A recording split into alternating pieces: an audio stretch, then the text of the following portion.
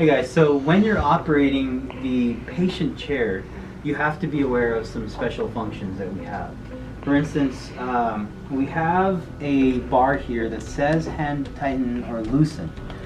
Please always make sure you only use your hand to move this bar, because if you put your foot on it, you're actually causing damage to it. You're pushing down on it instead of laterally.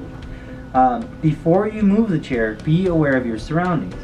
So if you look to the top of the chair here, you'll notice that there is a bar directly behind the chair, and then this one here. So if there's any equipment behind there, you have to be aware of your surroundings. Now let me show you why.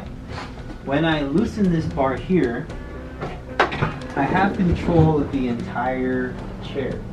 I'm swiveling the chair right and left. Now, there are many reasons why we may need to do that. Some of them are for the dentist and what position they need to be in to work in a specific area of the mouth, which you will learn about when you learn about zones and quadrants in the mouth and all of that kind of stuff. Upper teeth versus lower teeth. Also for positioning for particular procedures, that type of stuff. But either way, be familiar with when you're moving the chair, making sure that there's nothing in your way, and then once you have it into that position that you're going to need it in, or that the doctor has asked you to put it in, make sure we hand tighten this bar once again. Now, because we're touching this during the procedure, we will have to cover this with a barrier, which we will be learning about later on. When you're positioning your patients, we have short patients, we have tall patients, patients of all sizes. This headrest piece is very important.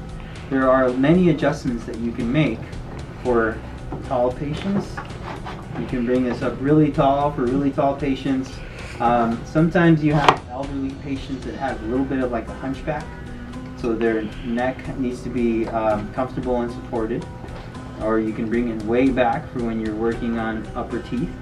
And then one special feature that we also have for patients that are in a wheelchair is that this whole piece comes out.